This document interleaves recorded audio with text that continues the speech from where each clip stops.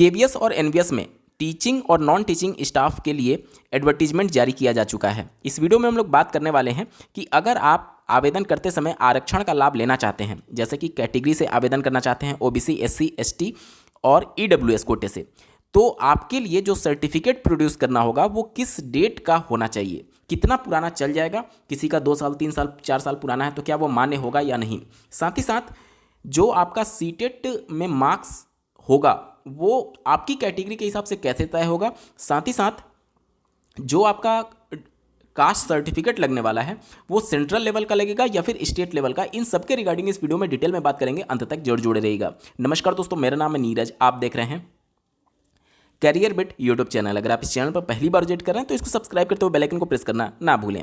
जो cut off date रखी गई है सारे एलिजिबिलिटी को हासिल करने के लिए, वो आवेदन की अंतिम तिथि जो कि 4 दिसंबर 2025 है उसके अकॉर्डिंग रखी गई है। ठीक है, चलिए सबसे पहले बात कर लेते हैं कितना पुराना सर्टिफिकेट इशू किया हुआ आपका मान्य होगा। देखिए, कई बार जब आप किसी टीचिंग या फिर नॉन टीचिंग पोस्ट के लिए अप्लाई करते हैं या फिर किसी दूसरे विभाग की भर्तियों में जाते हैं तो वहाँ पर क्लियर मेंशन नहीं किया होता है, लेकिन केवीएस और एनवीएस की इस भर्ती में क्लियर मेंशन किया गया है कि आपका जो ओबीसी सर्टिफिकेट होगा, देखिए अगर आप क्रीमी लेयर से बिलोंग करते हैं, क्रीमी लेयर कहने का मतलब कि अगर आपके परिवार की सालाना इनकम 8 लाख से ऊपर है तो आप क्रीमी लेयर में आ जाते हैं। उस कंडीशन में आपको ओबीसी का लाभ नहीं मिलेगा और ओबीसी में रहते हुए अगर आपकी इनकम 8 लाख से ऊपर है तो उस कंडीशन में ऐसे कैंडिडेट को यहाँ पर अनरिजर्व कैटेगरी को ही सेलेक्ट करना है। देखिए यहाँ पर साफ तौर पर लिखा गया है, देखिए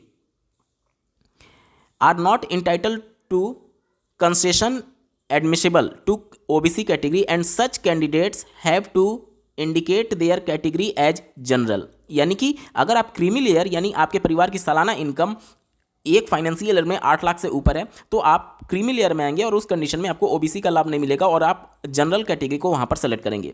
लेकिन ऐसे कैंडिडेट जो कि ओबीसी से बिलोंग करते हैं और 8 लाख से कम उनकी सालाना इनकम है, उस कंडीशन में वो नॉन क्रीमी लेयर में काउंट होंगे और उस कंडीशन में वो ओबीसी का लाभ लेने के लिए एलिजिबल होंगे। और इनका जो प्रोफार्मा दिया गया है उस प्रोफार्मा पर आपका सर्टिफिकेट बना हुआ होना चाहिए। अब कब तक का सर्टिफिकेट मान्य होगा, तो यहां पर देखिए क्लियर डेट मेंशन किया गया। देखिए OBC non creamy layer certificate must between 1/1/2025 to last date of application. Last date कब है?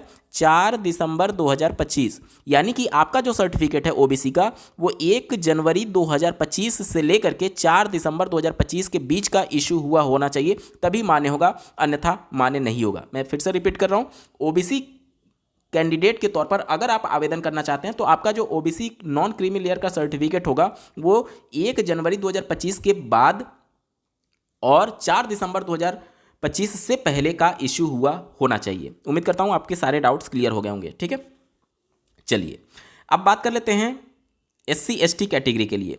तो यहां पर देख लीजिए एससी एसटी कैटेगरी के लिए साफ तौर पर लिखा गया है, a candidate who claim to belong to one of the scheduled caste and the scheduled tribe should submit in support on his her claim a copy of certificate as proforma number 2। अब बहुत सारे लोगों के मन में ये सवाल आता है कि इनका प्रोफार्मा कुछ अलग होता है, आपके राज्य से जो सर्टिफिकेट इशू हो रहा है उसका प्रोफार्मा कुछ अलग होता है। तो देखिए यहाँ पर मैं आपको बता दूं कि जब भी आप अपना सर्टिफिकेट बनवाते हैं तो 2 तरीके के सर्टिफिकेट बनते हैं, एक स्टेट लेवल का, एक सेंटर लेवल का। तो यहाँ पर जो सर्टिफिकेट लगेगा वो सेंटर लेवल का लगेगा, आपका स्टेट वाला मान्य नहीं होगा। क्यों? क्योंकि हो सकता है कि आप ओबीसी से या फिर एससी एसटी से बिलोंग करते हो अपने राज्य में, लेकिन सेंटर की जो लिस्ट होती है वो अलग होती है। आप अपने राज्य में हो सकता है ओबीसी एससी एसटी से बिलोंग करते हो, लेकिन सेंटर में हो सकता है कि वो जाति अनरिजर्व में काउंट हो रही हो। इसी वजह से जब आप सेंटर लेवल की जॉब में आवेदन करते हैं, जैसे केवीएस हो गया, एनवीएस हो गया, ये दोनों सेंटर लेवल की जॉब है, तो यहां पर आपको सेंटर लेवल का ही कास्ट सर्टिफिकेट प्रोड्यूस करना होगा। तो जब आप सेंटर लेवल का कास्ट सर्टिफिकेट प्रोड्यूस करते हैं आप अपने राज्य के सक्षम अधिकारी से, तो वो उसी फॉर्मेट में होता है। जरूरी नहीं कि इनके प्रोफार्मा पर ही प्रिंट आउट करके आपको बनाना है। जो प्रोफार्मा आपके राज्य सरकार के द्वारा इशू किया जाता है वो ऑलरेडी इसी प्रोफार्मे पे होता है। ठीक है, चलिए तो एससी एसटी के लिए अगर हम लोग बात करें, देखिए the candidate should also in possession of all requisite certificate in the prescribed format in support of their claim as stipulated in the rules notice for such benefit by closing date of online application, failing which his her candidature shall be rejected outrightly even though he she qualifies the competitive examination. कहा यह जा रहा है कि SC ST का जो caste certificate होगा वो 4 दिसंबर 2025 से पहले का बना होना चाहिए।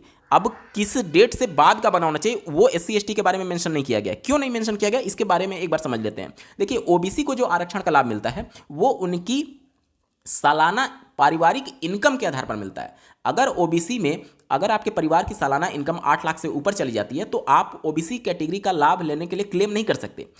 लेकिन जब आप बात करते हैं SC ST कैटेगरी के लिए, तो SC ST कैटेगरी में जो सालाना इनकम है उसका कोई भी रोल नहीं है। आपके परिवार की सालाना इनकम अगर 50 लाख भी है, 1 करोड़ भी है, तो भी आपको SC ST कैटेगरी का लाभ मिलता है।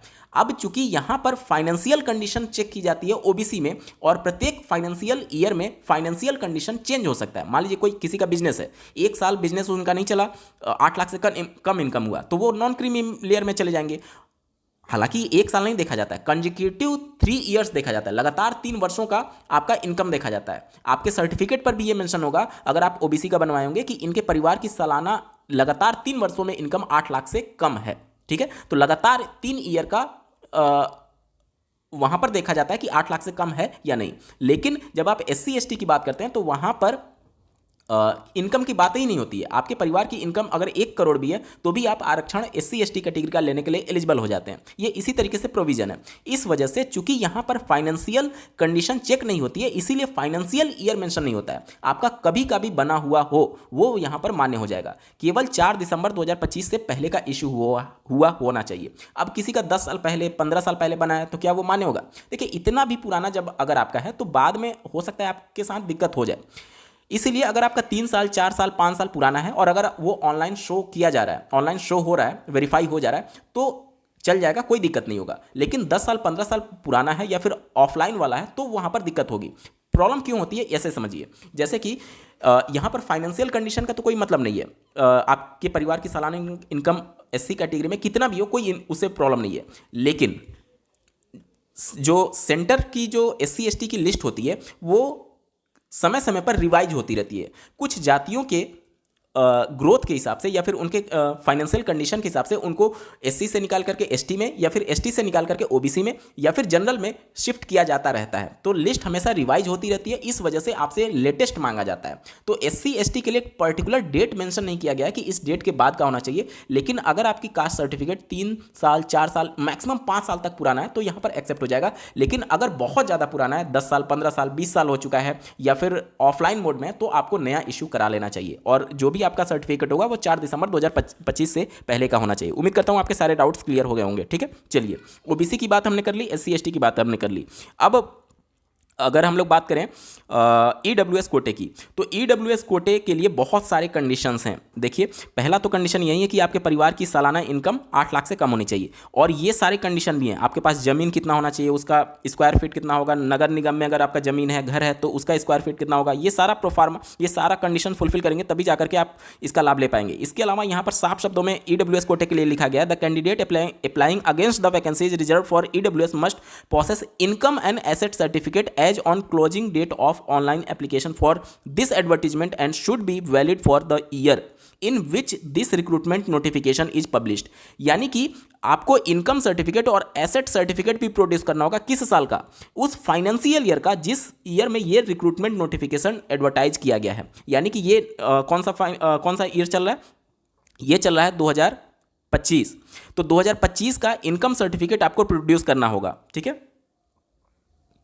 देख सकते हैं आप, should be valid for 1 year in which recruitment notification is published. ठीक है, तो आपका अब जो इनकम सर्टिफिकेट प्रोड्यूस होता है वो 1 साल पहले का चलता है। जैसे जो अभी जो फाइनेंशियल ईयर चल रहा है वो 2025-26 चल रहा है। 2025-26 फाइनेंशियल ईयर अभी कंप्लीट नहीं हुआ है, तो जो फाइनेंशियल कंडीशन देखा जाता है वो 1 साल पहले का देखा जाता है। मतलब कि आपका सर्टिफिकेट तो इस साल इशू हुआ होगा लेकिन फाइनेंशियल कंडीशन वो लास्ट ईयर का होगा। ठीक है, उम्मीद करता हूँ चीज़ों को आप समझ पा रहे होंगे। तो EWS कोटे के लिए जो आवेदन करना चाहते हैं वो अपना एसेट सर्टिफिकेट और इनकम सर्टिफिकेट भी और साथ ही साथ EWS सर्टिफिकेट भी इशू जरूर करा लेंगे, और वो भी इस साल का इशू होना चाहिए। तो एक बार मैं समराइज कर दूं, OBC के लिए 1 जनवरी 2025 के बाद का और 4 दिसंबर 2025 के पहले का सर्टिफिकेट इशू हुआ होना चाहिए। SC ST के लिए किस डेट के बाद होना चाहिए मेंशन नहीं किया गया, लेकिन 4 दिसंबर 2025 से पहले का जरूर होना चाहिए। लेकिन 3 से 5 साल पुराना है तो कोई प्रॉब्लम नहीं होगी, लेकिन अगर इससे बहुत ज़्यादा पुराना है तो प्रॉब्लम हो सकती है, आप अपना नया बनवा लीजिएगा। ईडब्ल्यूएस कोटे के लिए इसी साल का बना होना चाहिए और साथ ही साथ इनकम और एसेट सर्टिफिकेट भी आपको प्रोड्यूस करना होगा। चलिए अब बात कर लेते हैं कि सीटेट में मार्क्स कैसे तय करना है, कैसे कितना किसको चाहिए। देखिए ये सब कुछ आपकी कैटेगरीज के हिसाब से तय होगा। अगर आपकी जाति, जिस जाति से आप बिलोंग करते हैं, वो सेंटर में भी ओबीसी, एससी, एसटी से बिलोंग करती है तो उस कंडीशन में आपको 82 नंबर या फिर इससे ज़्यादा है तो आप आवेदन करने के लिए एलिजिबल हैं। वहीं पर अगर आप अनरिजर्व कैटेगरी से बिलोंग करते हैं सेंटर की लिस्ट के हिसाब से, तो उस हिसाब से आपको 90 नंबर मिनिमम चाहिए सीटेट में, तभी आप आवेदन करने के लिए एलिजिबल होंगे। अब कुछ जातियाँ ऐसी है, जैसे कि अगर मैं देखूँ जाट, तो जाट जो है वो यूपी में ओबीसी कैटेगरी में आते हैं, लेकिन जब आप सेंटर में देखेंगे तो ये अनरिजर्व कैटेगरी में आते हैं। क्योंकि ये वैकेंसी सेंटर लेवल की है तो जाट जो है वो अनरिजर्व कैटेगरी में ही उनको अप्लाई करना पड़ेगा। तो आपके नंबर अगर 90 नंबर से ऊपर हैं तभी आप यहाँ पर आवेदन करने के लिए एलिजिबल होंगे। मैं एक बार बिल्कुल क्लियर शब्दों में ये बता देता हूँ कि सेंटर लेवल पर जो आपकी जाति है, जिस कैटेगरी में बिलोंग करती है, उसके हिसाब से ही आपके मार्क्स तय होंगे। अगर आप कैटेगरी में हैं तो आप 82 नंबर, और अगर कैटेगरी से बाहर है तो आपको 90 नंबर लाना होगा, तभी आप सीटेट में इस केवीएस और एनवीएस की भर्ती में आवेदन करने के लिए एलिजिबल होंगे। अब मैं समझता हूं कि आपके सारे डाउट्स क्लियर हो गए होंगे। बावजूद इसके अगर आपका कोई प्रश्न रह जाता है तो कमेंट के माध्यम से पूछ सकते हैं। आपको ये वीडियो कैसा लगा, मेरा एफर्ट कैसा लगा, कमेंट के माध्यम से जरूर बताइएगा। और ऐसे ही महत्वपूर्ण अपडेट के लिए चैनल को सब्सक्राइब करना ना भूलें। इस वीडियो को देखने के लिए आपका बहुत बहुत धन्यवाद। भगवान करे आपका दिन शुभ हो।